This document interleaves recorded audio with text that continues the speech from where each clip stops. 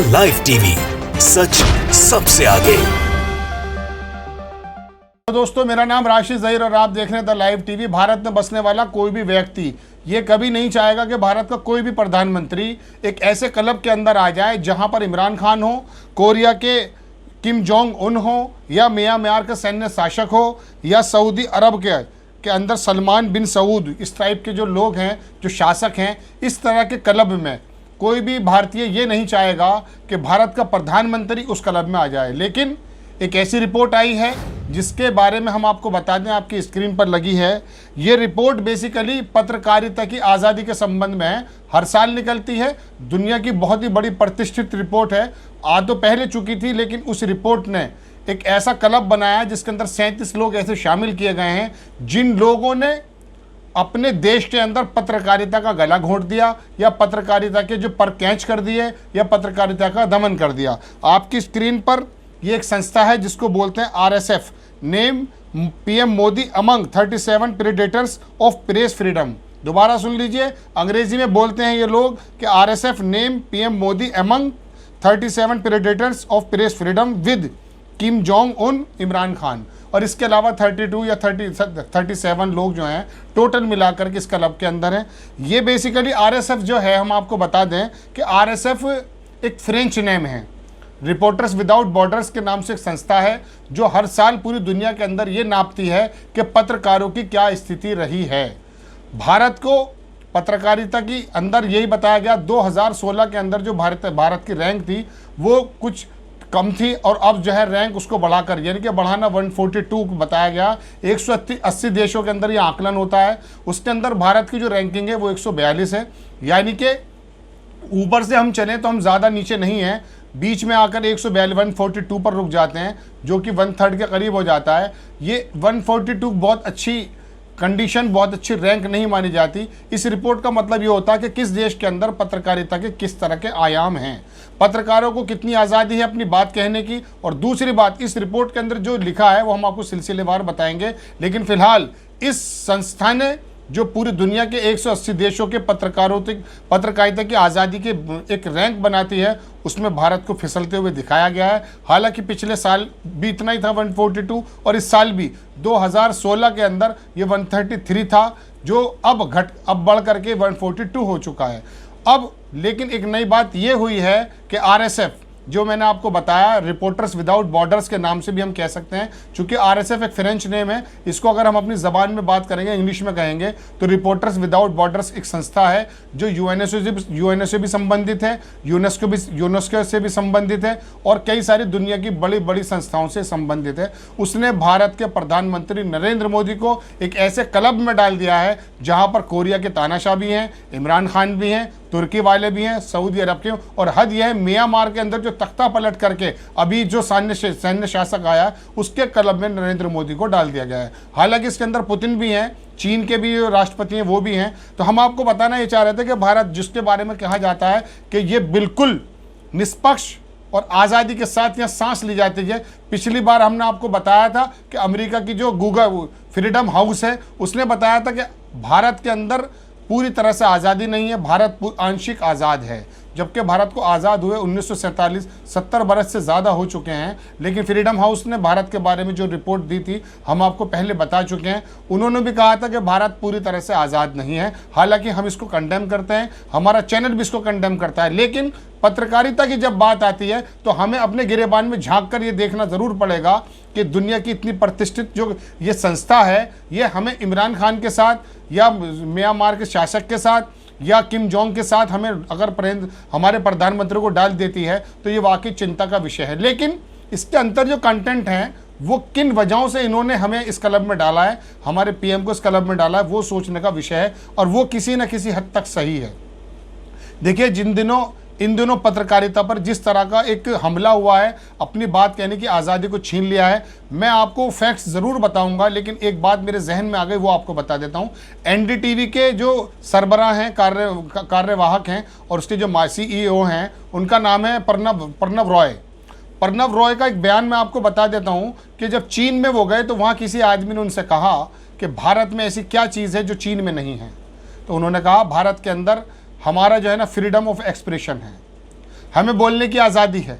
लेकिन 2016 में और 2021 में फ़र्क क्या आया है कि उस आज़ादी को इस रिपोर्ट के अनुसार, ये हम नहीं कह रहे हैं, ये वायर ने भी छापी है और दूसरे जो अखबारात हैं वो हम आपको लगा देते हैं आपकी स्क्रीन पर, उन्होंने भी छापी है। उनके अकॉर्डिंग हमारा जो भारत के अंदर पत्रकारिता की आज़ादी है उसका दमन हो रहा है। वो क्या क्या उसके कंटेंट हैं वो हम आपको बताने जा रहे हैं। लेकिन परेशानी की बात यह है और शर्मिंदगी की बात भी यह है कि भारत के प्रधानमंत्री नरेंद्र मोदी को एक ऐसे क्लब में डाल दिया गया है जहां पर यह बताया गया कि इनको प्रेडेटर्स हैं।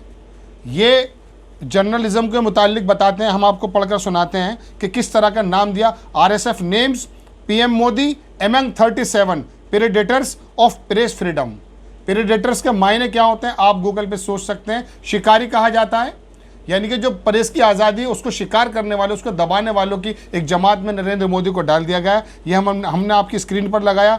अब हम आपको थोड़ा सा 1-2 मिनट आपको और लगेंगे, लेकिन सुन लीजिए कि किस तरह का कंटेंट RSF ने बताया है कि जिसकी वजह से भारत को इस चीज़ के अंदर डाला गया है।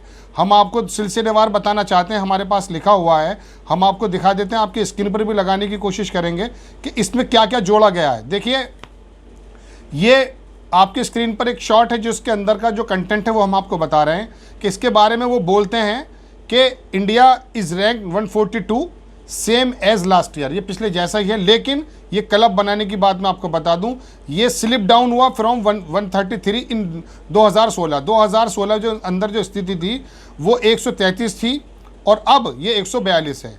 इसके बाद वो लिखता है कि नेपाल जो है वो 106 पर है, श्रीलंका जो है 127 पर है, म्यांमार जो है वो 140 पर है और पाकिस्तान 145 पर है और बांग्लादेश 152 पर है। यानी कि इस ग्रुप के अंदर हम तकरीबन पड़े हुए हैं। और इसके बारे में अब आपको बताता हूँ कि क्या क्या चीज़ इन्होंने जोड़ी है। इन्होंने लिखा है अपनी रिपोर्ट में कि Indians who espouse Hindutva the ideology that gave rise to radical right wing Hindu nationalism are trying to pursue all manifesto of any national thought from public debate. इन्होंने कहा कि जो हिंदुत्व की आइडियोलॉजी है उसको लागू करने के लिए जो यहाँ पर काम किया गया है, उसको काम किसने किया ये हम आपको आगे बताएंगे। इसमें न्यूज़ चैनल्स के बारे में उन्होंने कहा है कि हिंदुत्व की जो आइडियोलॉजी है इसको जो न्यूज़ चैनल ने किसी तरह से लागू करने की कोशिश की है, थोपने की कोशिश की है। एक कंटेंट तो इन्होंने ये लिया है जिसकी वजह से हमारे यहाँ पत्रकारिता का गला दबाने की बात की जा रही है। दूसरी बात हम आपको बताते हैं कि इसके अंदर और क्या क्या लिखा है। इन्होंने लिखा है कि द कोऑर्डिनेट हेट कैंपेन चलाया गया है सोशल नेटवर्क पे भी हेट कैंपेन चला गया अगेंस्ट जर्नलिस्ट के खिलाफ भी चलाया गया, हु डेयर टू स्पीक और write about the subjects that Hindutva followers are terrifying and include calls from journalist concern to be murdered. इसमें कहा गया कि जर्नलिस्ट के खिलाफ भी एक हेट कैंपेन चलाया गया है, जर्नलिस्ट की हत्याएं भी हुई हैं। ये कंटिन्यूसली इसके अंदर बताया जा रहा है कि किस तरह से पत्रकारिता का यहाँ पर गला घोटा गया है।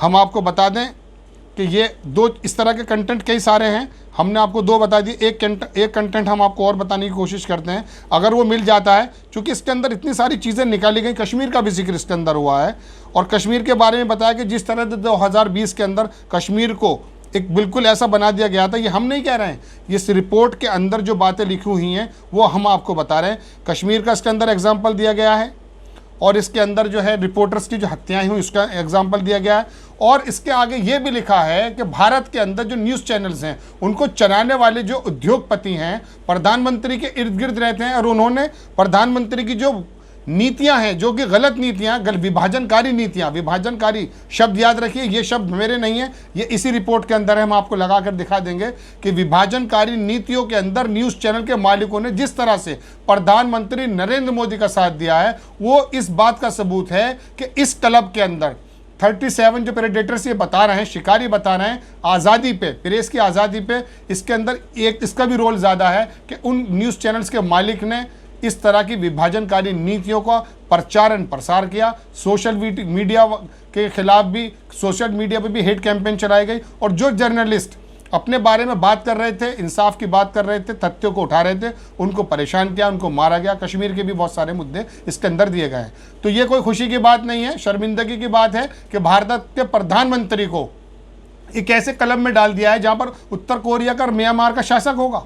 ऐसा संभव नहीं है। हम अपना सीना ठोकते हैं इस बात को लेकर के भारत एक आज़ाद देश है और यहाँ पर आज़ादी से अपनी बात कहने की पूरी तरह से आज़ादी है और किसी हद तक हम आज़ाद बात भी करते हैं। लेकिन ये रिपोर्ट्स उन्हीं बातें की तरफ इंगित करती है जो इन दिनों, इन कुछ सालों के अंदर पत्रकारों के साथ हुआ है। एक पत्रकारों की जमात तो आप जानते हैं मैंने स्ट्रीम मीडिया की है, जिसके बारे में इसके अंदर जिक्र भी है कि वो तो बिल्कुल पिछलग्गू हो गए, चापलूसी करने की हद में अंधभक्तों के साथ इतना ज़्यादा हो चुके हैं कि एक प्रधानमंत्री को महामानव बनाने की कोशिश कर दी, जबकि विभाजनकारी नीतियों की बात ये इंडेक्स के अंदर करती हैं। और ये खाली सिर्फ प्रेस का जो इंडेक्स है ना, उसके बारे में हमारा गिरावट नहीं है। आप हंगर इंडेक्स को लीजिए, उसके अंदर भी हमारी गिरावट है। हालांकि रैंक के हिसाब से हम पिछले साल से वहीं पर मौजूद हैं, लेकिन उसके बावजूद भी भारत को के बराबर के जो मुल्क हैं उसमें नेपाल है, पाकिस्तान है, वहाँ से भी हमारे यहाँ कुपोषित बच्चों के बारे में ज़्यादा बात कही गई है। वो रिपोर्ट समय ज़्यादा हो जाएगा, वरना हम आपको यहीं लगा कर दिखा देते। तो जितनी भी रिपोर्ट्स आती हैं, चाहे वो खुश रहने वाले मामले में कौन सा देश खुश है, उसमें भी भारत नीचे है, हंगर इंडेक्स में भी भारत की कंडीशन ख़राब है। और पत्रकारिता के बारे में ये जो बात मैं आपसे कह रहा हूँ, इसके बारे में इतनी खुली आज़ादी नहीं है कि जिस तरह से ये बताता है इंडेक्स के पत्रकारों को आज़ादी के साथ बात करने की कोशिश नहीं है। और प्रीडेटर्स का शब्द भारत के प्रधानमंत्री के साथ इस्तेमाल किया गया, जिसको हम कंडेम भी करते हैं, लेकिन इसके बरखिलाफ हम ये भी देखने की कोशिश ज़रूर करेंगे कि वाकई इन दिनों भारत के अंदर पत्रकारिता का दमन हुआ है या नहीं, और जो मेन स्ट्रीम मीडिया थी वो किस तरह से चापलूसी पर आ चुकी है, अनभक्तों ने किस तरह का माहौल पैदा कर दिया है। और इनके खिलाफ यदि कोई बात करता है तो उसको एंटी नेशनल कह दिया जाता है, उसको मुल्ला कह दिया जाता है, या उसको पागल बता दिया जाता है, या उसको देशद्रोही बता दिया जाता है, या दूसरे देश जाने की सलाह दे दी जाती है। ये भारत सरकार के नेता भी करते हैं, रिपोर्टर्स भी करते हैं और अनभक्त भी करते हैं। लेकिन उन अनभक्तों को, उन रिपोर्टर्स को और उन नेताओं को ये जवाब है कि भारत के प्रधानमंत्री को इन नीतियों की वजह से, पत्रकारिता का गला घोटने की वजह से एक ऐसे क्लब में डाल दिया गया है जहां पर उनको शब्द दिया गया प्रेडेटर्स। और ये हम कतन इसको कंडेम भी कर रहे हैं कि हम किसी सूरत में भी भारत के प्रधानमंत्री को, चाहे वो नरेंद्र मोदी हो चाहे पिछले हों, एक ऐसे क्लब में आ जाएं जहां पर उत्तर कोरिया के शासक भी हो, इमरान खान भी हो, या तुर्की के भी है, कोई भी तानाशाह हो, वहां पर हम नहीं चाहेंगे कि भारत के प्रधानमंत्री का नाम उसके अंदर जुड़े। हम कंडेम करते हैं, लेकिन कंडीशन पत्रकारिता की वही है जो कि ये बताता है। द लाइव टीवी, सच सबसे आगे।